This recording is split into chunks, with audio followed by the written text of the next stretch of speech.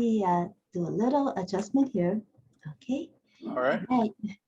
This is WZRD Chicago 88.3 FM. And at WZRD today, via Zoom, we have Cook County Commissioner Dennis Deer of the 2nd District.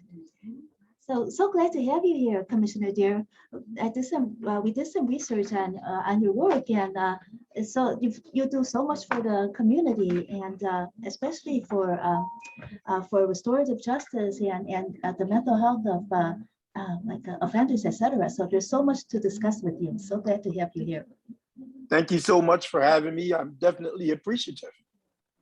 Well, first of all, our listeners might not be familiar with what the 2nd District of Cook County covers. So could you describe to our listeners what the district covers? Well, we have a very diverse district in Cook County's 2nd District. We actually cover a good swath of the west side, including North Lawndale and Garfield Park. We stop at about Central, and then we cover a good swath of the loop from the Chicago River all the way down to 75th Street. And then we go back west to Ashland. So we've got a large district, which includes about 300,000 constituents, 330,000 constituents to be exact. Wow.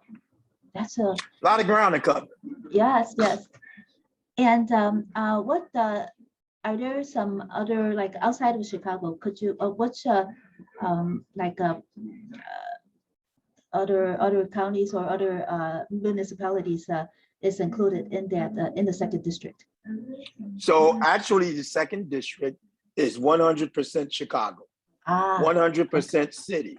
Now we have a bunch of neighborhoods that are part of our district, but we are one of 3, I believe, county districts that are 100% city. Most other ones are part city, part suburb. Oh, okay. Well, let's start at the beginning. I think that maybe this is what inspired you to do so much of your work.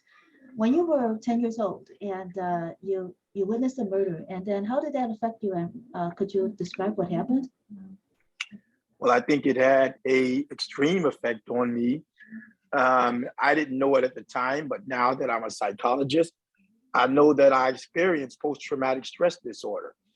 I was just sitting on my back porch on the 3rd of July listening to fireworks, and I heard a bunch of fireworks all at once, except it wasn't fireworks. It happened to be a gentleman being shot in the alley. And when that individual was shot, the car sped off. I didn't get a chance to see who was shooting or who was being shot. But right afterwards, the police officers came. They came knocking on our doors and letting us know that a well-dressed man had been murdered in the alley. And I'm thinking through my 10-year-old mind, how could this be? This was like 15, 20 feet away from where I was. And it had a profound effect on me. In fact, I had post-traumatic stress disorder. Unfortunately, in the African-American community, there wasn't a lot of belief in counseling services. So we kind of talked about it amongst ourselves. I didn't get counseling for it until I got in college. And when you're in the field of counseling, they require you to take counseling yourself. And that's when I found out I had post-traumatic stress disorder. So it had an impact on me, but at that point, it was truly a defining moment. That's when I decided that I was going to go away to college, get what they said I needed to succeed, and come back to my community and make a change. And I did those things, and I'm doing that now. Well, you were only 10 years old at the time, but do you still remember your epiphany when you decided that you were going to do something and make a change? Or did you already decide at 10 years old? I remembered it just like yesterday. I decided that at 10 years old.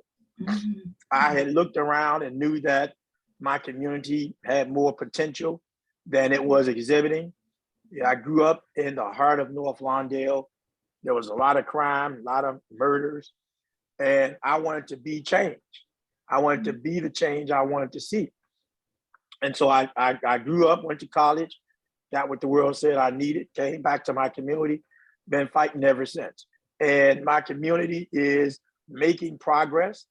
I still live in North Lawndale by choice, because for our youth, they can't be what they can't see, right? And so I have to be a success, and there are many other successes here in North Lawndale, but I'm one of them that they can actually see. And I'm raising my family. I have two sons that are away in college now. I have a daughter that's a sophomore in high school, and they can't be what they can't see. And so I practice what I preach. When you were that young, was it a family member that influenced you, or was it maybe someone at church? How was it that you just decided and just made such a strong stance for yourself and for the community at that age? That's an excellent question, Trudy. There were many people who influenced me. I had a lot of influence at home with my mother and my father. They influenced me. My mother always put deep in us that there was never anything that we could not do. And so even when we were not successful, she would say, hey, think about what you could have done better, dust yourself off, get back up, get back in the fight. So that was one person. Another person is just like a mother to me, even to this day. And that's a young lady by the name of Bobby Steele. She attended my church. She gave me Dr. Martin Luther King's speech, interestingly enough, at 10 years old, challenged me to learn it. I didn't think I could, but I did. I learned the whole I Have a Dream speech, said it for the Black History program that she put together at our church. And she took me, she was a Cook County commissioner, what I am today. I'm in the seat that she had back then. And she took me all around the city saying that I have a dream speech. But she let me know then that anything is possible. Do you have any idea what Bobby Steele saw in you that was special, and that she decided that you were going to read this speech and you were going to follow her around the city reading that speech? Yeah, it's interesting. Actually, no, I wasn't reading the speech. I had to commit it to memory. Yes. Sorry. And learn. Yes. I learned the speech. Yes. That's a big difference than reading it. Right. And so exactly. I didn't know that she was going to do it, but she did, and she kept being an influence like that throughout my life, even until this day. She has been an influence, and she was county commissioner. She became president of the county board. Then she retired. Then her son came into office, and then her son ended up, unfortunately, passing away. And now I'm in office. And so I continue the legacy that she started at Cook County, and really fighting for those who are the voiceless, who don't have a voice, who don't have representation. I fight so that their rights can be met, but I also fight for those who, may not have, may not be getting done what they want to get done on the county board. It's my job to represent them. Exactly. Well, let's pursue one more question on this topic. It's so interesting. Did Bobby Steele know of your dream to make a difference and improve the community before she asked you to memorize the I Have a Dream speech? I don't know if she knew at the time, but what she probably did know based on my current trajectory is that I was going to do something good. Now, she probably didn't know that I really wanted to change, but she at the time she gave me the speech, I had become the first junior superintendent of our church's Sunday school department. So I was exhibiting those leadership abilities at 10 years old. And I was working under the superintendent of Sunday schools. So I would go and I'd make speeches and, talk with the people and talk about policy around Sunday school and what that meant and what lessons we were teaching, et cetera. And that was all at 10 years old.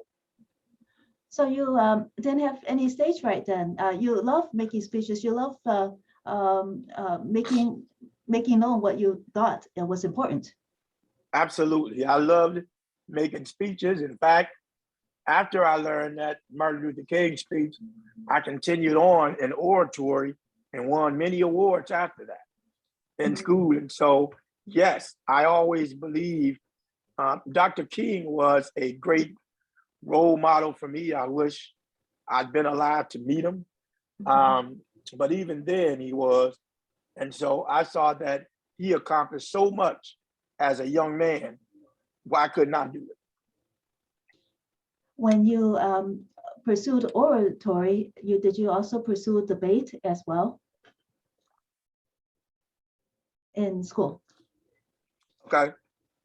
I did not, interestingly enough. Oh. I didn't do debate. I did oratory and I did acting, but not debate. Oh. I probably should have done debate, but I didn't. Well, but I also did mock trial. So I was acting as a lawyer and I mock trial. So I guess that could be seen as debate because I had to debate other attorneys. We were in a citywide competition where we were lawyers in a mock case, and we had to debate. We had to be witnesses. We had to cross-examine witnesses, etc.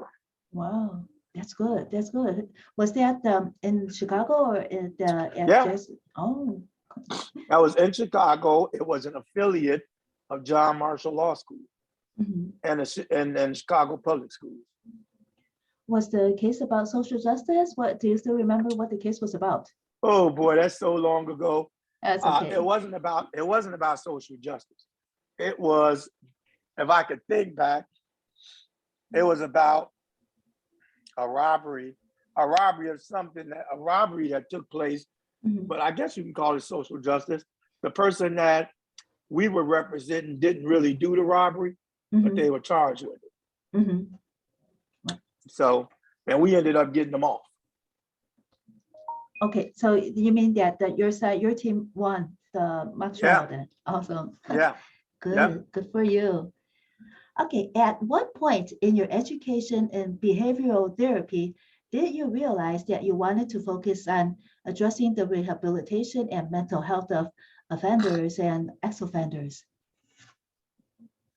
Good question. That was at 10 years old. Okay. That was at 10 years old because keep in mind that Lawndale, for many years, had more ex-incarcerated men and women than anybody in the whole city. So 70% of males 18 to 45 were ex-incarcerated. So when I made that declaration at 10 years old, I made it with the thought that we got people coming home from incarceration and they have nothing to do, they can't get a job, and all they got to do is rob people. So I wanted to do something about that. So I started having the inklings and dreams about it then. Obviously, I was too young to react on it, but I continued on the mission. Well, you were a visionary at 10 years old. I was. At that time, did you have any other role models that shared your vision? Maybe Bobby Steele? Yes. Did she? Bobby Steele shared it. Congressman Davis shared it. I literally just got off a phone call with him. Interestingly enough, Congressman Davis, actually, we lived across the street from him as I was growing up. And so he shared it. In fact, he's the one, when I got back from college in 1998, I joined one of his task force as chair. And we eventually, in 2002, introduced the Ex-Offender Self-Sufficiency Act, which later became the Second Chance Act in 2004 and was passed into law in 2008. So definitely he shared that vision because he was living right in it with me. And in fact, he and my mother started one of the first FQHCs in the country, and that's federally qualified health centers. They started one right down the street from our house that was called the Martin Luther King Health Center. And so that congressman wasn't congressman back then. He was Danny Davis, Dr. Danny K. Davis. And they started that. And I can remember them starting it because I was a little boy and I would go down to the meetings with my mother. So that's how I knew Congressman Davis, and I knew, Bobby Steele, and I knew the state rep at the time, Art Turner. I was a little kid crawling around in the meetings, and I got I guess I didn't know it at the time, but I got a great download of information, and it's the principles that I live by today. When you listen to all those meetings and discussions at 10 years old, how much of it did you understand? Can you repeat that? You were so young at that time. You were attending the meetings and listening to all these adults discussing these important issues. How much of these issues did you understand at 10 years old? Did you understand them all? I didn't think I understood any of them. Oh. I didn't think I did, but apparently I did. Yes. They stayed with me. Some kind of way they got into my subconscious mind and began to have an impact on some of my decisions later on in life. Probably one of the reasons I decided to become a psychologist, so that I could understand, a little bit more about myself and even more so about my community. Well, you also, I saw it mentioned in your Lawndale Christian Legal Center that you try to provide holistic legal services. So what you're describing now is kind of like a holistic mental services too, because there's so much. Absolutely. Well, elaborate a little bit about that and how your ideas came about and how you were able to achieve as much as you could. Absolutely. So prior to me going to Lawndale Christian Legal Center, and prior to me even getting appointed to commissioner, I ran an outpatient, I founded and ran an outpatient substance abuse and behavioral health treatment center. Well, we provided counseling services to those that needed it. We did that through, if they came to us and needed counseling services, but also housing services, we connected them to that. If they needed rental assistance, we connected them to that. If they needed groceries or clothes, we connected them to that. So similar to the holistic services that we have at Lawndale Christian Legal Center, I was used to doing them already. At Lawndale Christian Legal Center, we actually do the legal stuff and we provide wraparound services to that. And those wraparound services can include case management, outreach services, services to help the youth to get in school. We serve youth 25 and under.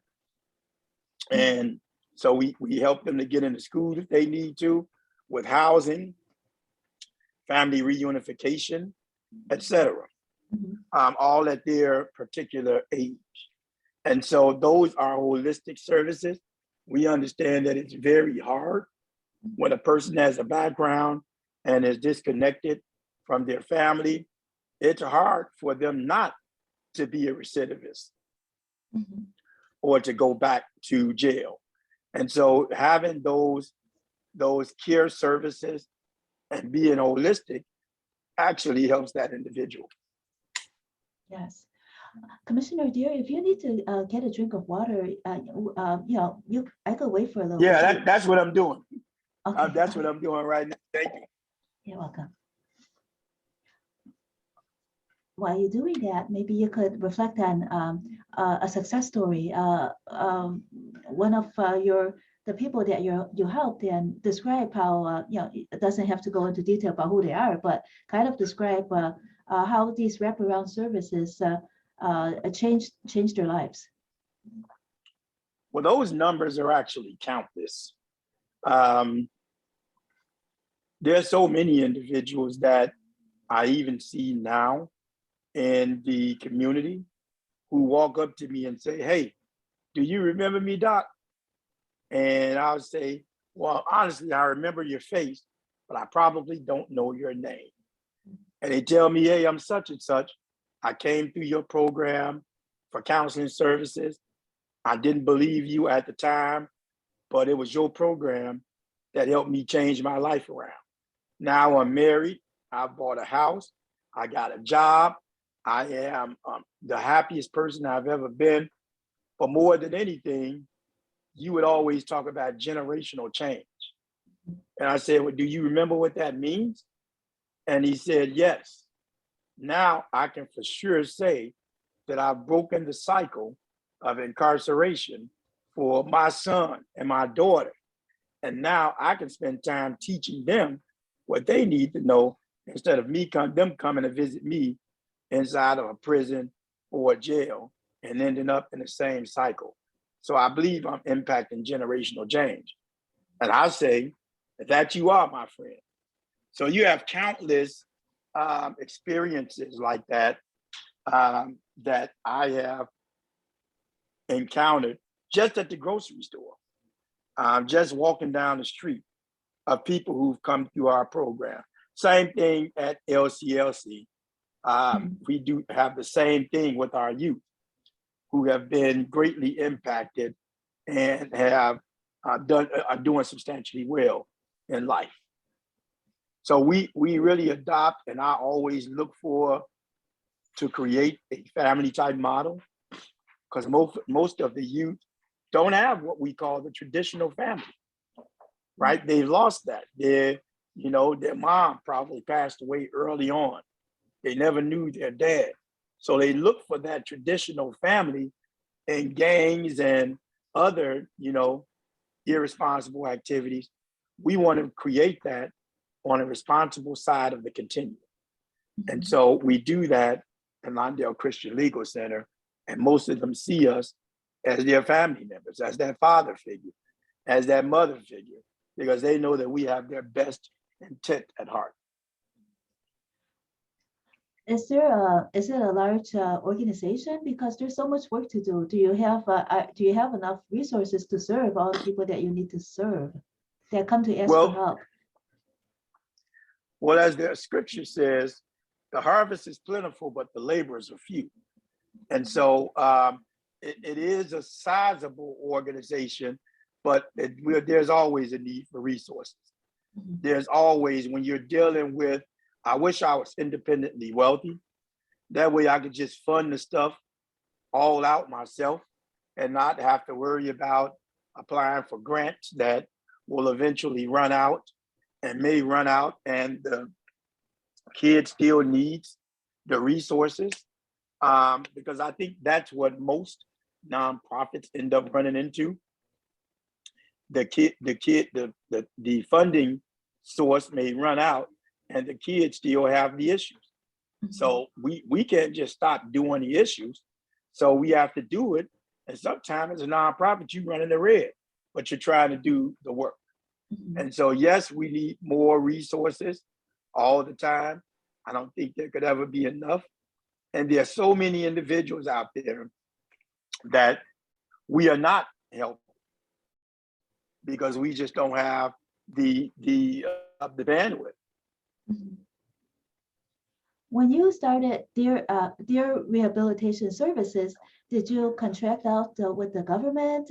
How did that kind of leapfrog into your other your service work?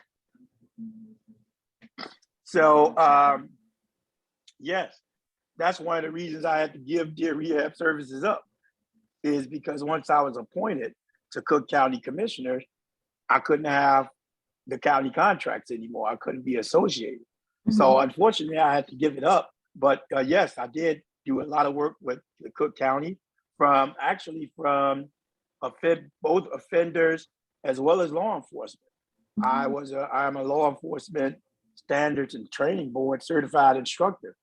So I was working on the end of making sure our law enforcement officers understand the impact of mental health and leadership, but also ensuring that those that were on the end, being a ex-incarcerated man or woman, when they come out into the community, they have the necessary resources that they need in an effort to be successful.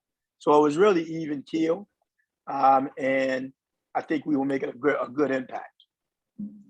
So did you teach at the police academies and yes? And what? So I actually taught at the Sheriff's Training Institute, and taught classes like cultural diversity, mental health and suicide, interpersonal skills and communication, work-life balance.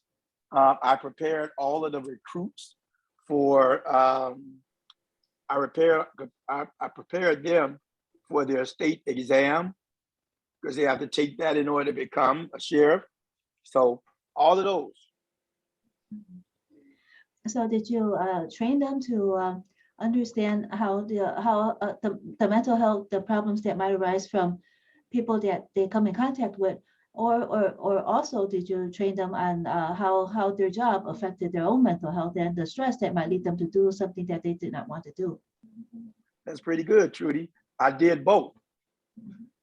Worked on their mental health, because their job can, I used to tell them something, I haven't said this in a long time.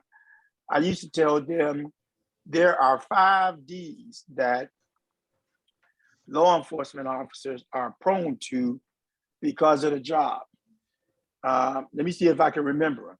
Drinking, taking drugs, disease, divorce, and death.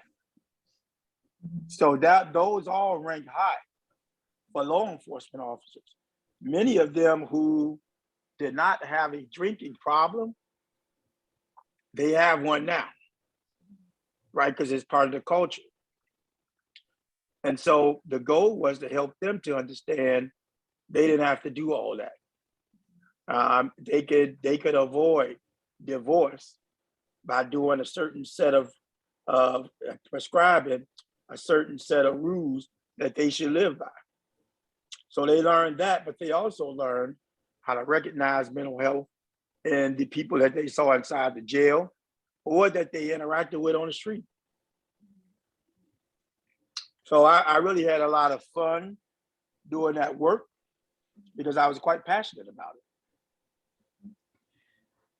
So what you were teaching them, is there like a basic curriculum that other jurisdictions in the U.S. would teach their officers, or did you happen to have access to this knowledge because of your schooling, maybe some research that you did? Well, actually, I created my own curriculum. Right, I created a curriculum that was approved by that body, and they actually were on. I just talked to somebody about this yesterday. They were actually on. I was the professor of record at Moraine Valley College, so they actually got college credit for the classes. So when we did the mental health and suicide and all of the psychology, that was actually psychology 101. So they were actually able to get credit for taking the class. College credit.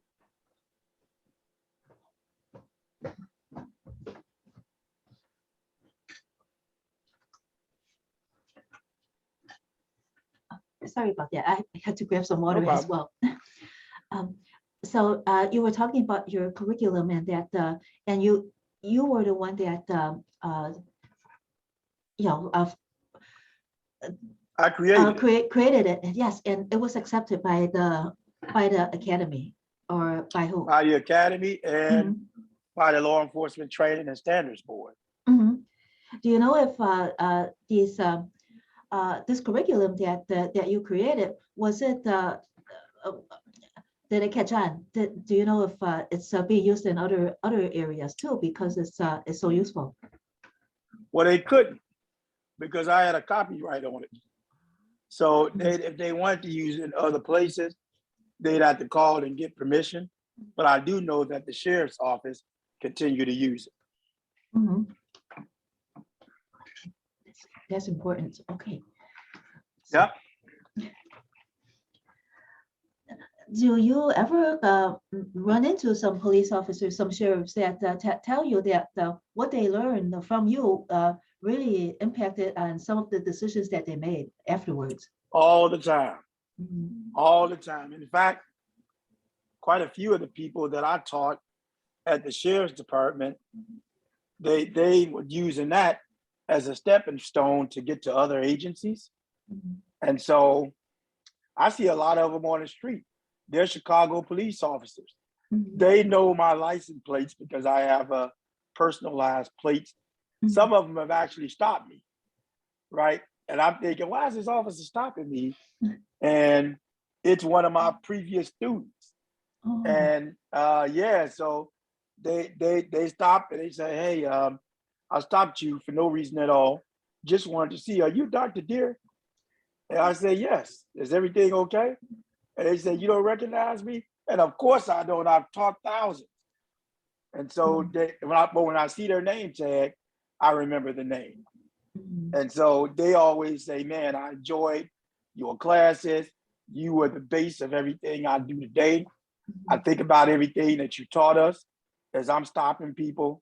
And I'm telling you, man, it's helped my personal life out times 20. Mm-hmm. So people really got stuff out of it. And that does my, sometimes we can have thankless roles, but that really does something special for me when I can hear from somebody that actually have benefited from that. Well, it spreads because you affect one life, and that life affects so many other lives that let's say the officer comes in contact with. So it's really a wave of effects from what you taught them. Mm-hmm. That's right. So you learned about the forensic counseling and rehabilitation counseling and corrective thinking therapy. Could you tell us the differences among those three terms? So say those again.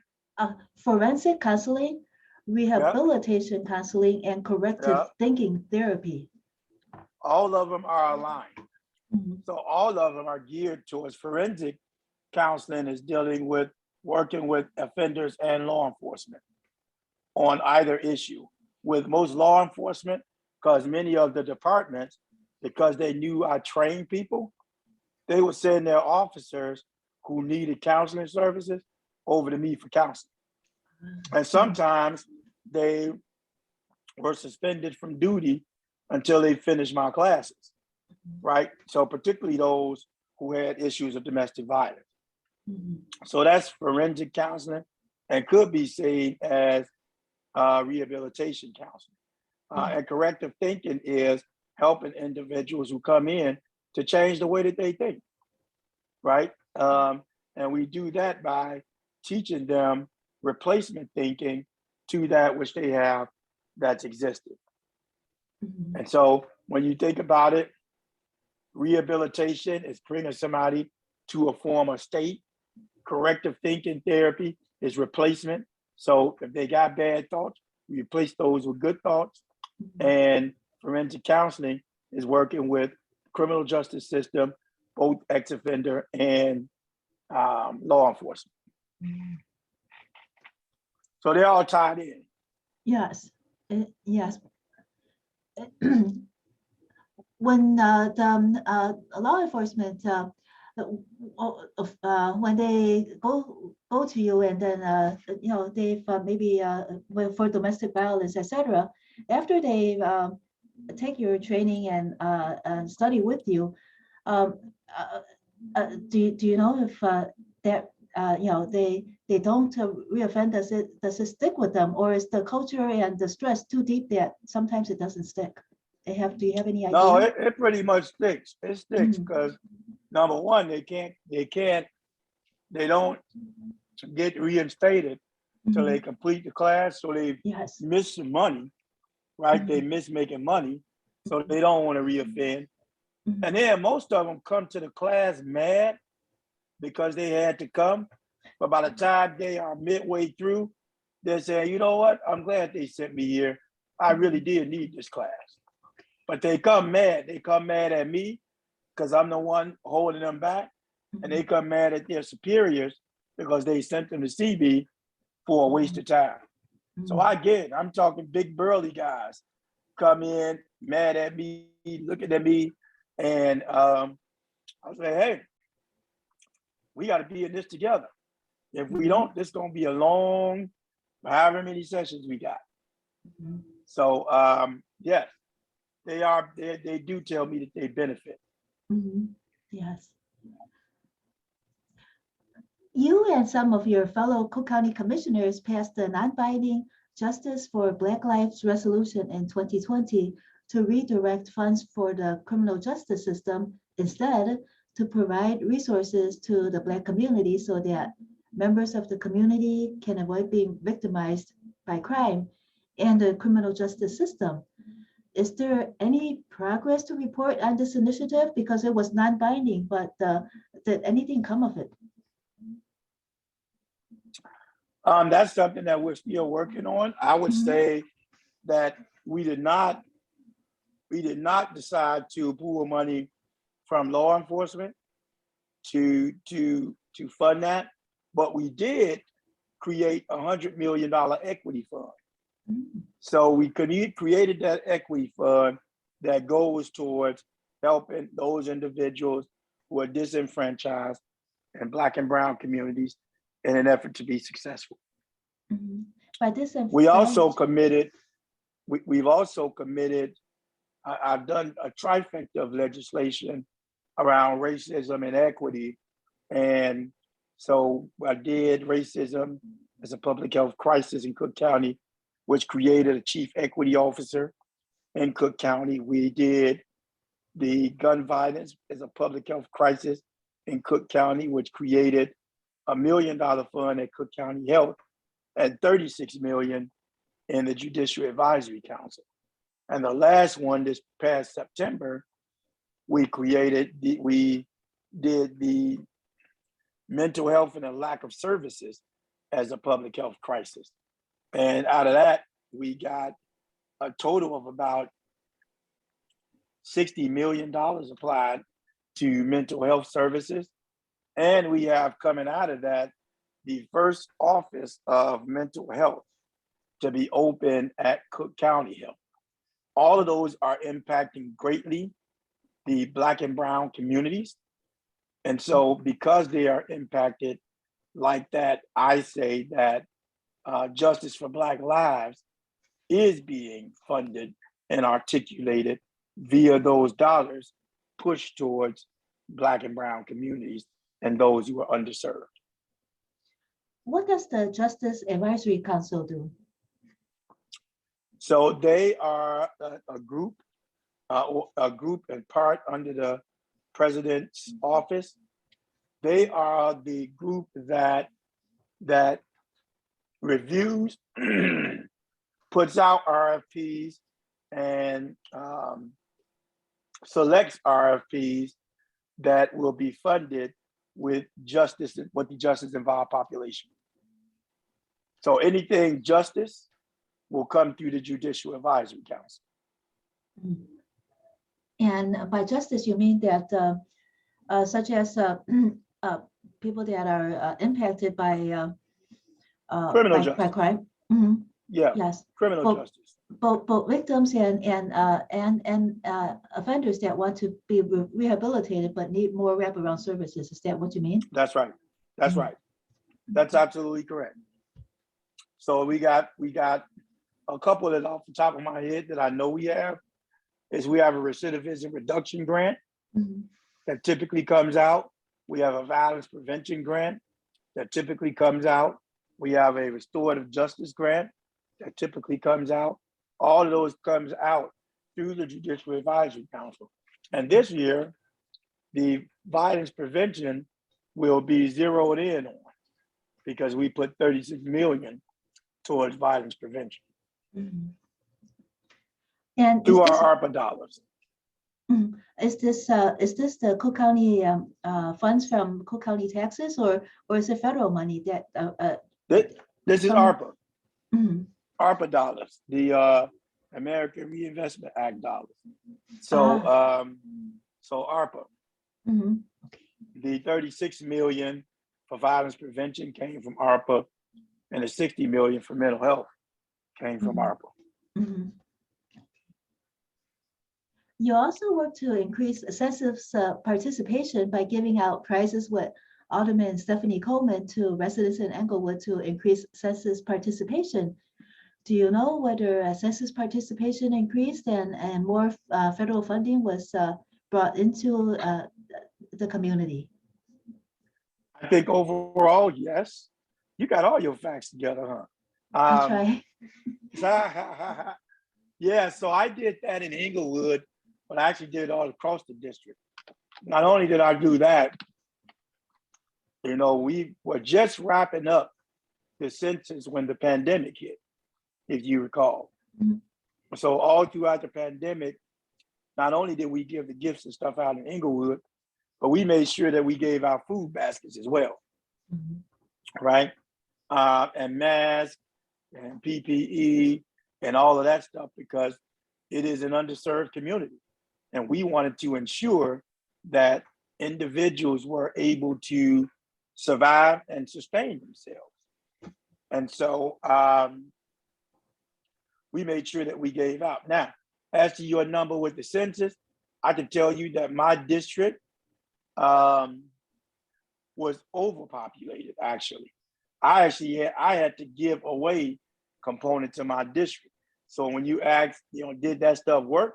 It did work, because I ended up with an overpopulation, which meant doing redistricting, I had to give up a portion of my district. I did not give up any of Englewood. I didn't give up any of Lawndale. I did give up a portion of the northern part of my district because I had too many people. And my colleagues actually needed some people. So we were very intentional about all of our efforts with the census. And we think that it gave us an excellent return on investment. So could you tell us, at what point is the number too big, that you had too many people? What constitutes the correct number? If it's not too complicated. We were aiming, yeah, it is a little complicated. So you aim at having each commissioner having the same amount of constituents. So I was at about 325,000, whereas a lot of my colleagues, or some of my other colleagues, were only at 300,000 or 295. So I had to give up some of mine in order to level out with the rest of them, because they may have lost more than my district did. My district saw a lot of growth, particularly in new condos, new construction over the last 10 years, and also new people moving in. And so other people may have saw, the suburbs actually saw great losses, right? And so that's kind of how that's decided.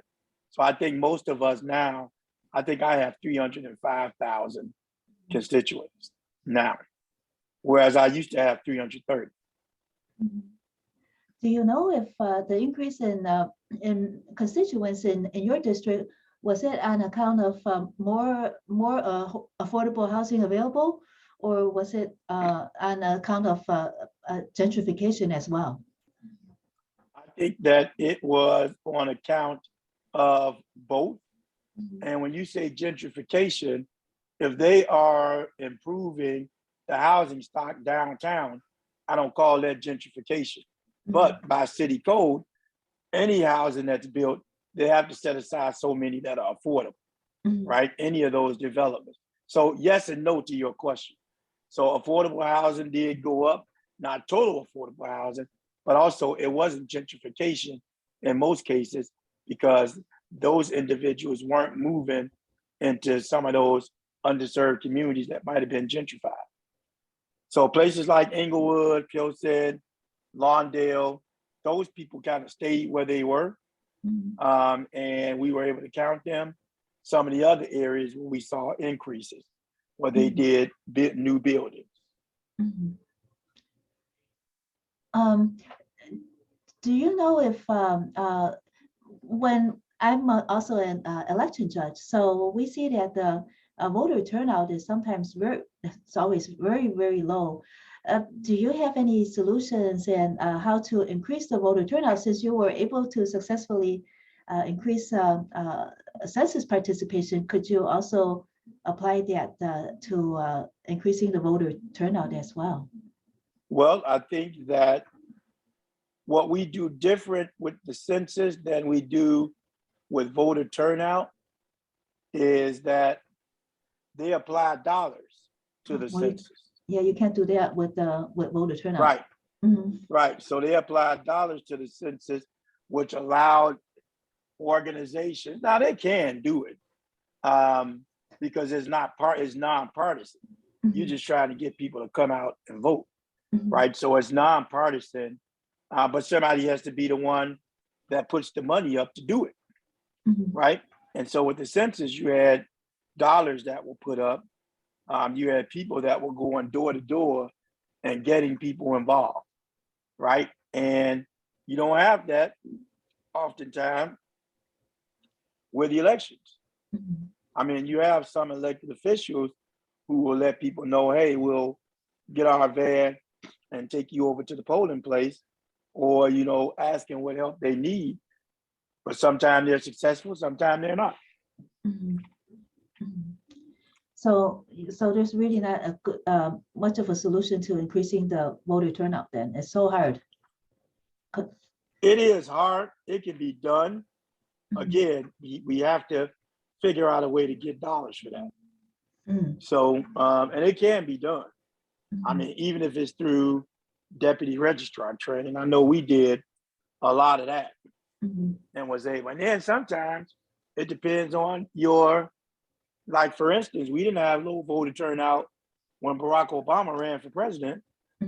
So if you got exciting candidates, then people come out.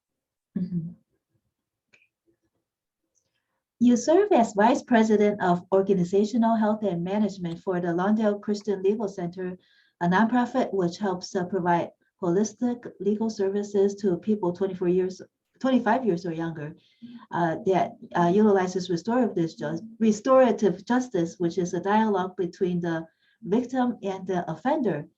So does restorative justice help prevent recidivism? I think so. I think restorative justice helps an individual, number one, to move through whatever their crime was. They pay restitution to the victim of the crime, and in some cases, face the victim and apologize. And after that, then they have wraparound services to help them get on their feet, and so they're able to be put in a better position to be successful. So in other words, restorative justice helps both sides, kind of help both sides understand the other side a little better, rather than just the crime being a crime. Is that the goal of restorative justice? Absolutely. And it's just like the word says, to restore justice. So we want to make sure that both the victim and perpetrator understand what impact that crime had, right? And if they walk away and can shake hands and say, hey, go and do this no more, then we've accomplished a bunch. And so that's what actually reduces recidivism, when that perpetrator says, man, I didn't know, you know, now I'm facing this victim. Is one thing, I had a rush to commit the crime, But now I'm being faced by this victim. And so, you know, in most cases, they don't have that. So it has them think second before doing a crime again, because they know the impact it had on someone. Mhm. Does restorative justice also include the state of affairs that maybe the injustice of the situation that led to the crime? Is there anything that anything in restorative justice that addresses that as well? Well, oftentimes it's a lack of unification. It's a lack of family. It's a lack of being a part of something positive. Those all typically lead to the crimes. And then poverty. There's an intersection between racism and poverty, right? And then you got social determinants of health. And so all of those factors typically lead into the crime taking place. Mhm.